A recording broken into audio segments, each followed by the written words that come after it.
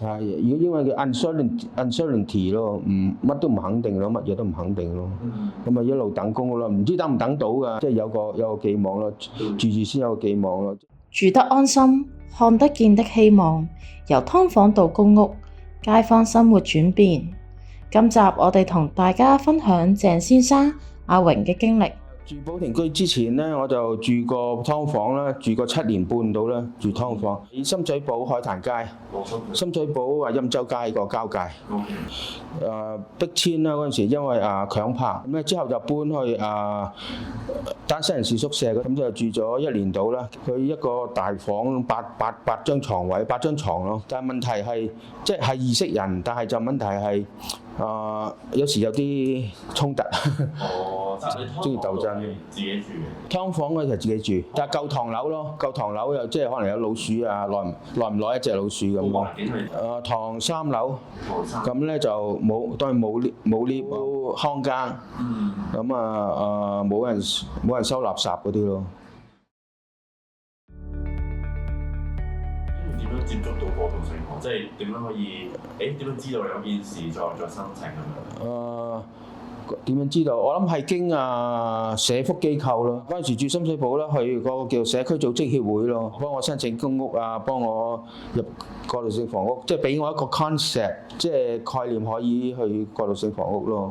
住過我頭先講住過賓館過渡性房屋咯。咁佢介紹咗我去嗰個咩基督教家庭服務中心嗰啲社工咯。咁啊識得有個叫社工有叫葉生，咁佢負責我 case 嘅，咁啊講俾我聽有呢啲咯。咁跟住就嚟寶庭居啦。跟住佢哋幫我報名咯。你住過咁多地方咧，你啱啱開初嚟到寶庭居嘅時候咧，你一嚟到呢個單位，你感覺點樣？即係比起你以前住嘅地方係點樣？覺得好新咯，呢度好新咯。第一個印象就係好新咯，因為都係呢度即係第一次落成噶嘛，我諗係第一次啟用嘅過渡性房屋嚟噶嘛。新印象就好新咯。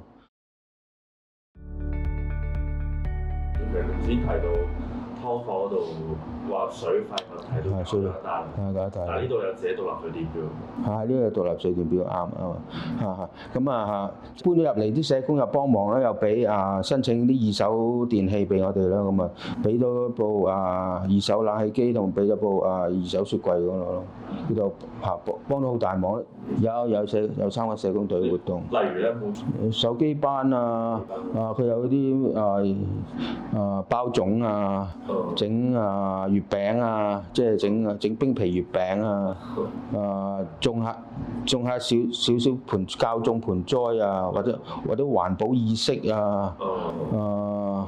呢度聖誕節過年有活動即係搞活動抽獎諸如此類，都好 enjoy， 即係好享受嘅，即係好唔同而家公屋乜都冇。我有時見到你喺 WhatsApp group 同啲居民喺度傾偈。係啊，傾偈，我中意反映，因為我人八卦嘅，咁中意講下嘢咁有 WhatsApp 咧，呢度有 WhatsApp 群組咁變咗識得啲人咯。即係有時個群組點解今日星期日咁靜英英個群組冇乜人表達意見咁樣，冇人講嘢咁悶嘅呢個群組，咁我又講下嘢咯，即係搞翻下啲氣氛咯，即係唔好咁呆咯，咁即係咁兜咁呆咯。有冇啲説話想同一啲有住屋需要，佢係寶庭居嘅朋友仔講？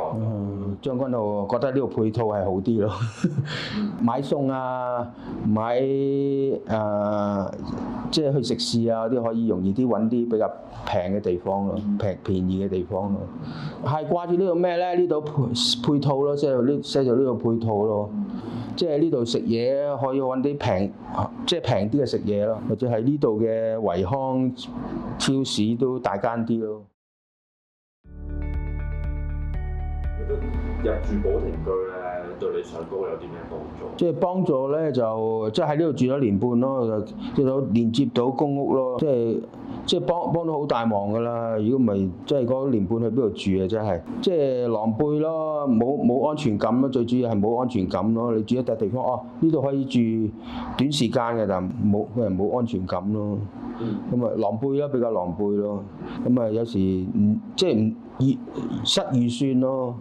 即係我夠唔夠錢去搬嚟搬去啊嗰啲咁嘅嘢咯，擔心呢啲咁嘅嘢咯。係，如果因為叫 uncertainty 咯，乜都唔肯定咯，乜嘢都唔肯定咯。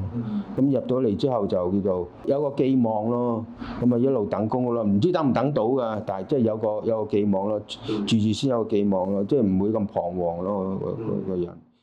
如果你都有住屋煩惱，不妨了解下成家社會房屋項目，可能會係另一種出路。